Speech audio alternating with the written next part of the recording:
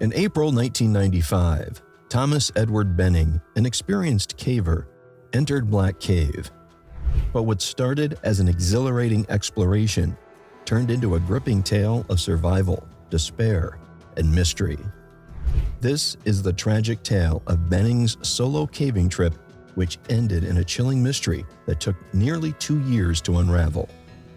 Thomas Benning was no amateur caver when he entered Black Cave one faithful day in April 1995.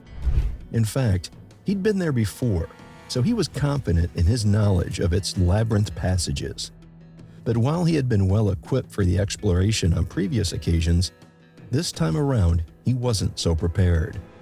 He believed very strongly that he could do without much caving material because he already knew the twists and turns of the Black Cave.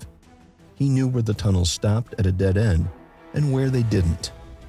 So, trusting his sense of direction and his caving experience in general, he brought no helmet and no backup lights. Instead, he was armed only with an electric miner's lamp and a box full of matchsticks. Benning started his descent through a familiar maze of tunnels with his lamp held in front of him. As predicted, the exploration was going on smoothly. He had successfully squeezed and crawled his way through every crevice he had been through before. So, feeling rather confident in his adventure so far, he thought to himself, what if I ventured into another path? Since he was already in the cave and nothing odd or terrible had befallen him so far, maybe this was a chance for him to discover a passage that he would tell his caving colleagues. About an hour into his descent, Benning made a fateful decision. He left the well-traveled path and entered a narrow, unexplored passage. As the walls closed in, the pitch black of the cave seemed to press tighter around him. But even this wasn't news. He was used to tight passages such as this one. So he sucked in his breath and pushed himself through. Unfortunately, as he made it through the tight tunnel, his lamp began to show signs of going out. He panicked. If this lamp goes off in an unfamiliar territory, he would be done for. So he decided to exit the passage, but the light flickered some more. Then his worst nightmare came true. His lamp failed. He was thrown into complete darkness. Alone, disoriented, and now completely blind, he knew he had to think of something fast if he was going to get out alive. Luckily for him, the passage he was currently stuck in wasn't too tight for him to use his hands. Working blindly, he searched himself frantically for the matchbox. He took it out and tried to relight the lamp, but it didn't catch. The fire burnt for a few seconds, then went out again. He tried a second time, a third, a fourth. Still nothing. Every time a match flared, it revealed Benning's worried face. Then it struck him. Instead of wasting several matchsticks on a lamp that was basically dead, why didn't he just use them to light his way out? It was a good idea. He started pushing his way out of the unfamiliar maze of tunnels in an attempt to relocate the familiar ones. Ahead of him was the temporal light of his matchsticks. It was twice the effort, lighting his way, inhaling the combusted wood, and crawling through tight tunnels. In the suffocating darkness, Benning struck match after match, trying desperately to illuminate his escape. But his light sources soon ran out. His panic grew tenfold, but he didn't have the luxury of worrying without acting. Thinking fast, Benning had an idea. He would leave torn clothing and items behind, a shoe here, a sole there. This would help him mark where he had already passed. It was a good plan. But there was still the issue of pitch-black darkness. He continued crawling and squeezing his way through the tight passages, unaware of where he was heading. He could only trust his sense of direction and instinct at this point. He also started calling out for help, hoping that another caver would have come to explore the Black Cave, but no one had come. He was all alone, exhausted, and dehydrated. You see, before Benning had left the house, he had also failed to tell anyone where he was going. He had mentioned to his wife that he would be going caving, but he didn't say where. The wife was used to Benning going on adventures, so this was just another one of those days. Except it wasn't. Benning was desperately fighting for his life inside the black cave, and things were about to worsen for him. His limbs were now tired from all the effort. His breathing labored. His fingers and nails were bloody from all the desperate crawling. Sweat escaped his body, but there was no water to replace any of it. This was enough to make anyone give up, but Benning still held on to hope. In his frantic search, he crawled into a 4-foot-deep fissure, one he thought would lead him out of his predicament. Unfortunately, this would be the biggest mistake he had made throughout the day. As he lowered himself down the fissure, he was stuck, his middle body caught between two rough-edged rocks. No matter how hard he tried to pull or push himself out of this mess, he only seemed to go deeper into the trap. He was utterly exhausted now, and even his shouting for help came out so faintly.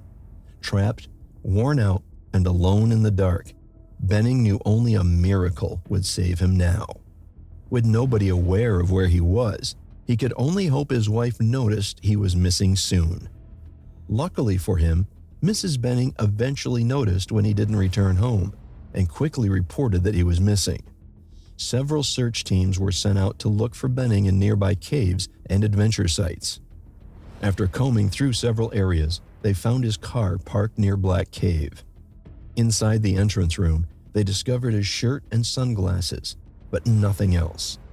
Using the mapped paths as a guide, they searched and searched for any other signs of Benning, but found none. Because he had ventured into unmapped territory, they couldn't locate the tunnels where Benning started leaving pieces of his clothes and shoes. Additionally, the searchers weren't trained cavers.